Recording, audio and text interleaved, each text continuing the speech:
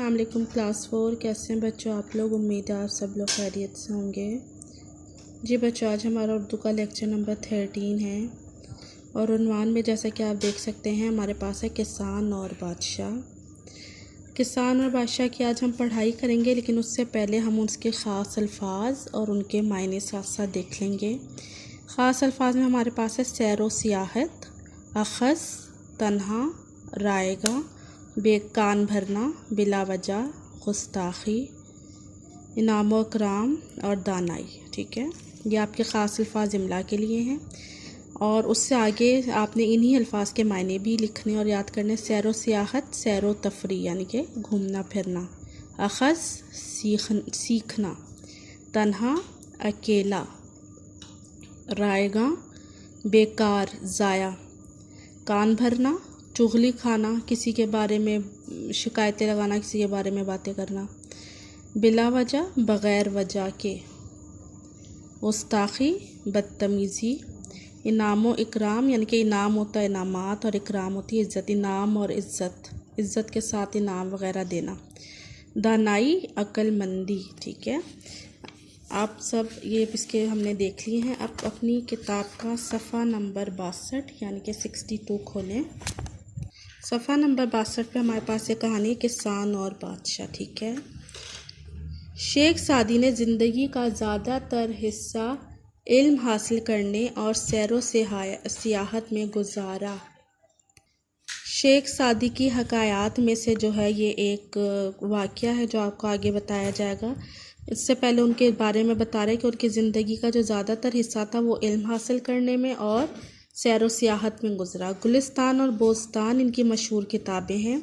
हकायात उन वाक़यात को कहते हैं जो किसी शख्सियत ने अपने इल्म, तजर्बे और अमल से अख़ज़ किए हों। ठीक है, यानी कि जो किसी शख्स ने अपने इल्म, तजर्बे और अमल से सीखे हों वो वाक़यात हकायात कहलाते हैं। ठीक है, हकायात से लोग दानाई की बातें सीखते हैं और इससे लोगों को पढ़ के अक्ल की बातें आती हैं। ठीक है, शेख सादी बोस्तान उनकी जो किताब है बोस्तान में फरमाते हैं कि एक किसान जंगल से गुज़र रहा था।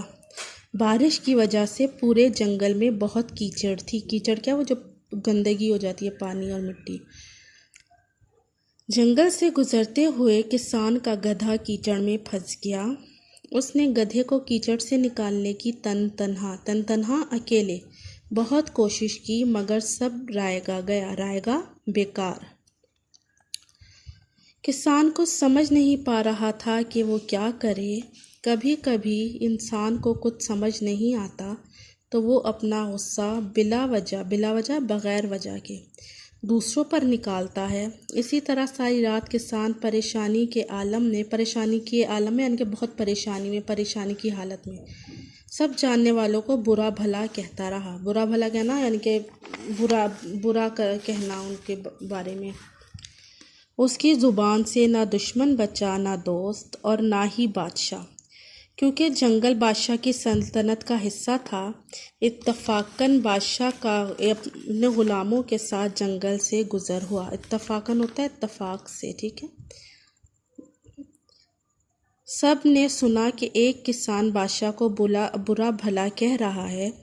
अचानक किसान की नज़र बादशाह पर पड़ी। वो बहुत परेशान हुआ कि बादशाह ने सब कुछ सुन लिया है, अब इसका अंजाम बहुत बुरा होगा। अंजाम होता है इख्तिताम जिसे कह सकते हैं। ठीक है, उसी वक्त ग़ुलामों ने बादशाह के कान भरना शुरू कर दिए। यानी कि बादशाह के कान भरना मतलब मैंने आपको बताया था चुगली करना है, किसी शिकायतें लगाना, किसी बारे में बात करना। क्या शुरू किया, कान भरना शुरू कर दिया। एक बोला, ए बादशाह, इस शख्स की गर्दन तलवार से उड़ा दी जाए क्योंकि इसने आपकी शान में गुस्ताखी की है। गुस्ताखी क्या, बदतमीज़ी। दूसरा ग़ुलाम बोला, ए बादशाह, इसको कैद खाने में डाल दिया जाए क्योंकि इसने सिर्फ आपको बुरा भला कहा, बल्कि आपके ख़ानदान की भी बुराई की है। बादशाह ने मजबूर किसान की तरफ देखा जिसका गधा कीचड़ में फंसा हुआ था। बादशाह को किसान की हालत पर रहम आ गया। उसने किसान की नामुनासिब यानी कि जो अच्छी ना हो, मुनासिब ना हो, बातों को माफ़ कर दिया और अपने गुस्से को पी गया। बादशाह ने किसान को इनाम और इकराम से नवाजा और एक सफ़ेद घोड़ा भी इनाम में दिया। सच है कि बुराई का बदला बुराई से देना आसान है, लेकिन इंसान को चाहिए कि बुराई का जवाब भलाई से दे। जी, ये हमने शेख सादी की किताब बोस्तान का एक वाक़या पढ़ा, जिसमें उन्होंने एक किसान और गधे का बताया कि जो कीचड़ में फंस गया था और किस तरह वो गुस्से में किसान बादशाह को बुरा भला कहने लगा।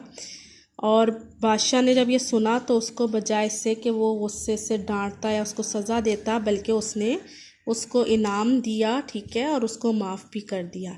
अब इससे हमें क्या सिला मिलता है कि बुराई का बदला बुराई से देना आसान है। यानी कि अगर आपको के साथ कोई बुरा करे या आपसे कोई झगड़ा करे या आपके साथ कोई बदतमीज़ी करे, तो आप आगे से उसके साथ झगड़ा करें, बदतमीज़ी करें या उसके साथ कुछ बुरा करें, तो ये तो आसान बात है, ये तो कोई भी कर सकता है। लेकिन इंसान को चाहिए कि बुराई का जवाब भलाई से दे। लेकिन असल बात तो जब है जब कोई आपके साथ बुरा करे तो आप भी उसके साथ बुरा करने के बजाय उसके साथ अच्छे से पेश आएँ, उसके साथ भलाई करें। और इसी बात का हुक्म हमारे नबी सल्लल्लाहु अलैहि वसल्लम ने हमें दिया है। हम उनकी ज़िंदगी के कितने वाक़यात से हमने पता चलता है कि आपने अपने दुश्मनों के साथ भी अच्छा सलूक रखा, जो उनके साथ कितना बुरा करते थे आप उनके साथ भी अच्छे से पेश आते थे, ठीक है। तो इस सबक से भी हमें यही सबक मिलता है कि हमें बुराई का जवाब भी भलाई से देना चाहिए। अब आपका काम ये है कि इमला के लिए ख़ास अल्फाज लिखने हैं और अगले सफ़े पे इन ख़ास अल्फाज के साथ उनके मायने भी लिखने और याद करने, ठीक है। यहाँ से आप देख लें और यहाँ से आप लिखें, ठीक है। अल्लाह हाफ़िज़।